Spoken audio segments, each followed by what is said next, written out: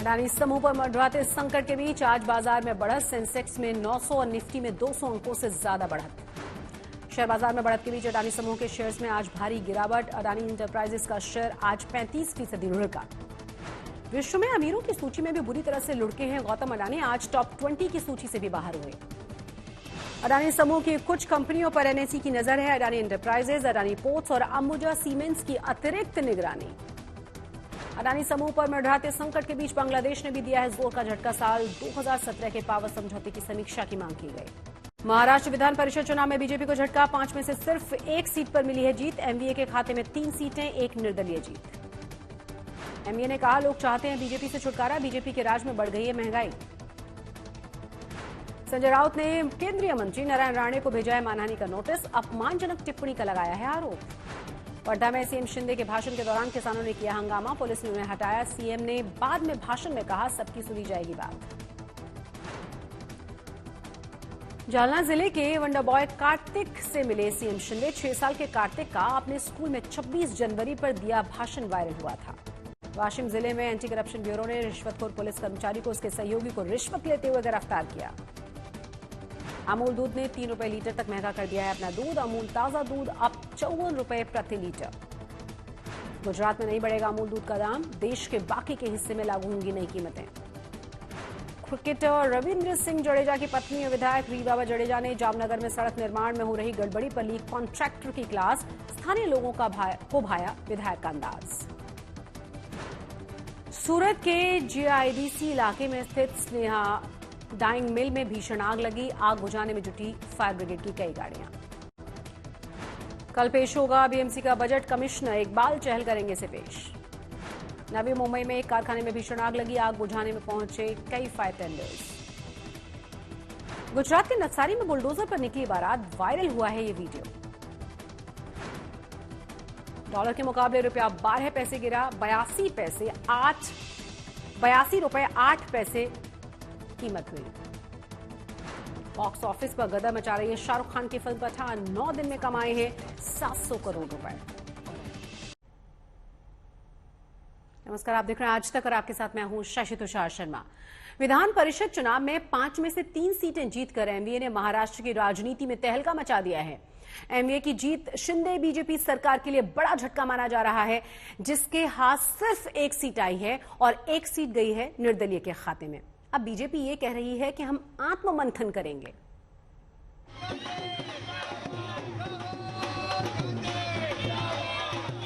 महाराष्ट्र विधान परिषद चुनाव में ऐसी कामयाबी मिलेगी, इसका अंदाजा तो शायद महाविकास आघाड़ी को भी नहीं रहा होगा।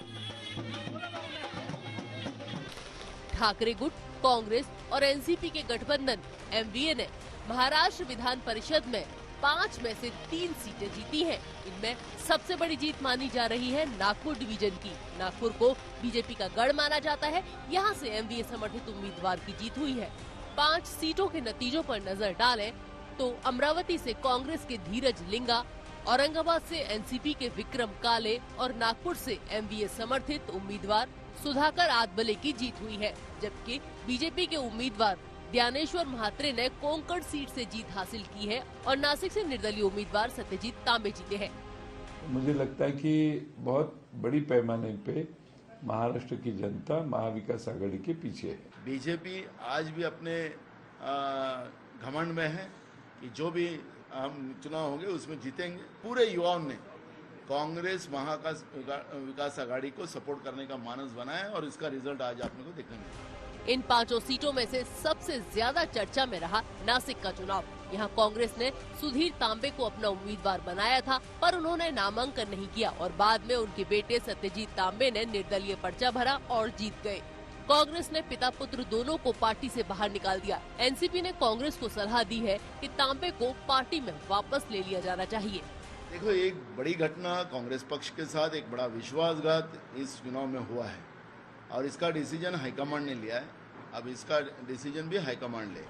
ये 5 सीटें स्नातक और शिक्षक एमएलसी की थी। कांग्रेस का दावा है कि उनके नेता राहुल गांधी की महाराष्ट्र से निकली भारत जोड़ो यात्रा और ओल्ड पेंशन स्कीम का उनका समर्थन चुनाव जीतने की वजह रहा।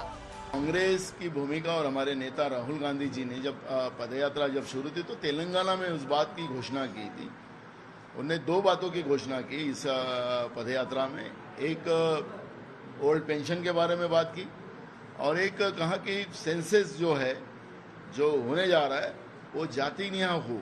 ये भूमिका 2 स्पष्ट हमारे नेता राहुल गांधी जी ने रखी है। उसी समय में हिमाचल के चुनाव हुए और वैसे भी छत्तीसगढ़ और राजस्थान में ये यूनि पेंशन योजना चल रही है और जैसे ही हमने हिमाचल में हमारी सरकार आई तो पहले ही कैबिनेट में हमारे वहाँ के मुख्यमंत्री जी कांग्रेस के, उन्हें पहले ही कैबिनेट में ये डिसीजन लिया और इसलिए जो हमारे नेता राहुल गांधी जी ने जो वादा इस देश के सभी कर्मचारी को किया है उसको पूरा करेंगी, सिर्फ कांग्रेस ही कर सकती है और ये इलेक्शन में भी उसका प्रभाव निश्चित रूप से सामने आया।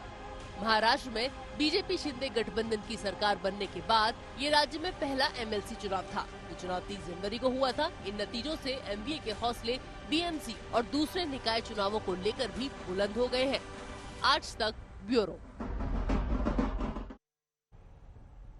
पूरे अडानी प्रकरण में आम आदमी की सबसे बड़ी चिंता अब यह है कि कहीं उसके बैंकों या एलआईसी में लगे हुए पैसे पर कोई आंच तो नहीं आ जाएगी। इस चिंता पर देश के फाइनेंस सेक्रेटरी ने बोलते हुए कहा है कि यह प्रकरण बस चाय की प्याली में आया तूफान जैसा है। हमारा फाइनेंस सिस्टम बहुत मजबूत है और इससे आम पॉलिसी होल्डर, डिपॉजिटर पर कोई फर्क नहीं पड़ने वाला।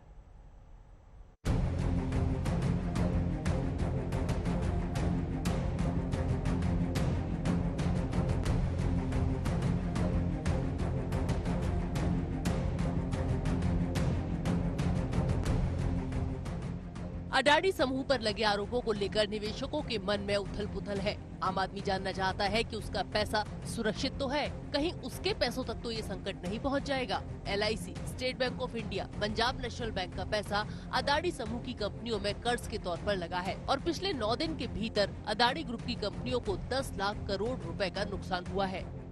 संकट में तो है, अभी बैंक पर डिपेंस है। डिपेंस बैंक क्या करेगा, वो पैसा वापस उनको देगा कि वो निकालेगा पैसा, इसका थोड़ा डर है मन में कि पैसा वापस मिल सकेगा नहीं। पैसा लौट कर सकता है, दे सकता है, ऐसा हमको लगता है। थोड़ा सा तो डर है। पैसा होता है तो डर लगता है आदमी को, तो ऐसा तो हम सोचता हो कि तो थोड़ा पैसा निकाल लो बैंक से, कि कुछ होएगा नहीं होएगा बोल नहीं सकता है, इसलिए निकालना अच्छा है। डर तो रहता ही है क्योंकि मेरा एसबीआई में अकाउंट है तो डर है थोड़ा कि nationalised bank I agree, but थोड़ा तो डर रहता ही है कि अपना पैसा दूसरों के पास है तो डर रहता ही है थोड़ा सा। सरकार पे भरोसा रखना ही तो पड़ेगा, अभी चुन के दिया है तो रखना पड़ेगा सरकार पे भरोसा। तो I have trust on government. आज के पहले भी बहुत से ऐसे बैंकों के नाम संकट में आए थे, मतलब नाम अगर उदाहरण देना चाह तो यस बैंक का भी नाम आया था बीच में, जो पूरी ही क्रैश होने के डोज पे थी। पर क्या होता है, ऐसे बड़े बड़े बैंकों के कभी आज तक नाम मैंने तो नहीं सुने कि वो क्रैश हो गया तो पूरी तरह से बंद हो गया। सरकार पे तो पूरा भरोसा है, सरकार ऐसे पैसे कभी पहले भी डूबने नहीं दी थी तो आज भी नहीं देगी। और ऐसे बहुत से पहले केसेस होके गए थे पर आज तक ऐसे कभी सुनाई नहीं दिया कि कोई बैंक एकदम बहुत सी क्रैश हो गया तो उसके पैसे डूब गए। विपक्ष ने लगातार इस मुद्दे को लेकर संसद को दूसरे दिन भी नहीं चलने दिया। विपक्ष की मांग है कि सरकार इसकी जांच जेपीसी से करवाए या फिर सुप्रीम कोर्ट की निगरानी में कमेटी बनाकर जांच हो। अमृतकाल का महाघोटाला जो सामने आया है, खास करके एलआईसी और स्टेट बैंक ऑफ इंडिया में जो लोगों का पैसा है उसके बारे में बहुत चिंता है लोगों को। जनता के मेहनत के पैसे एलआईसी में लगते हैं, वो आप अपने दोस्त की कंपनी में लगवा देते हो और शेयर धड़ाम से डूबता है। पैसा किसका गया? उन्हीं का गया जो मिडिल क्लास आदमी है, जो आम आदमी है, इस देश का नागरिक है, उसका पैसा डूबता है। उसकी हम चर्चा करना चाहते हैं, हम पूछना चाहते हैं कि भाई ये क्या हो गया। इस मामले में फाइनेंस सेक्रेटरी का बयान आया है। फाइनेंस सेक्रेटरी टीवी सोमनाथन ने कहा कि शेयर बाजार के उतार चढ़ाव सरकार की चिंता का विषय नहीं है, उस पर एक्शन लेने के लिए स्वतंत्र रेगुलेटर है। भारत का सार्वजनिक वित्तीय तंत्र बहुत मजबूत है। पॉलिसी होल्डर हो, शेयर धारक हो या डिपॉजिटर, आर्थिक स्थायित्व के दृष्टिकोण से किसी के लिए चिंता की कोई बात नहीं है। किसी भी एक कंपनी के शेयर में बड़े स्तर पर कोई भी प्रभाव डालने की क्षमता नहीं है। ये सब एक साइड शो है। ये उन्हें देखना है जो शेयर मार्केट में दिलचस्पी रखते हैं और निवेश करते हैं। मैक्रो इकोनॉमिक लेवल पर बात करें तो ये बस चाय की प्याली में तूफान जैसा ही है। आर्थिक मामलों के जानकार भी कह रहे हैं कि आम जनता को परेशान होने की जरूरत नहीं है। अगर ये कंपनियां में बिजनेसेस है, जैसे मैंने कहा, अंडरलाइंग फंडामेंटल स्ट्रांग है और जो बदले नहीं है, बदला क्या है? फंडामेंटल बदले नहीं। क्या एयरपोर्ट पे फ्लाइट्स आनी बंद हो गई? नहीं। क्या पोर्ट्स पे आवागमन या माल का उतार चढ़ाव बंद हो गया? नहीं। क्या गैस डिस्ट्रीब्यूशन या क्या उनके एडिबल ऑयल क्या बिकना बंद हो गए? नहीं। ये सारी चीजें गलत है। तो ये चीज कोई उसमें कोई बदलाव नहीं है। सिर्फ किसने एक कास्ट कर दिया एस्पर्शन कि भाई यहाँ पे कुछ इशू है, तो मैं इतना वजूद नहीं दूंगा। भारतीय मार्केट एक अच्छी बड़ी मार्केट है और कैपिटल मार्केट में काफी मैच्योरिटी है। हमारे रेगुलेटर काफी स्ट्रांग है और जो अब जिस तरह की ट्रेडिंग चल रही है, अडानी एंटरप्राइज का एपिसोड होने के बावजूद भी बाकी मार्केट का वर्किंग बड़ी नॉर्मल चल रही है और उसके हिसाब से मुझे लगता है कि जो इन्वेस्टर का जो छोटा मोटा कॉन्फिडेंस पे चैलेंज कुछ दिन रहा, एक हफ्ते के लिए जो रहा, अब उनको लगेगा कि नहीं, ये अपने आप में एक एक्सेप्शन थी और बाकी रेगुलेटर्स और बाकी कॉर्पोरेट की वर्किंग नॉर्मल है और सेंटीमेंट मुझे लगता है बहुत हद तक अगले हफ्ते तक ठीक होने की उम्मीद है। पर अडानी की मुश्किलें कम नहीं हो रही। गिरते शेयरों के बीच अडानी टॉप 20 अमीरों की लिस्ट से भी बाहर हो गए हैं। इस मसले का सीधा असर 2024 के चुनाव पर पड़ सकता है, जिसका काउंटडाउन शुरू हो चुका है। आज तक ब्यूरो।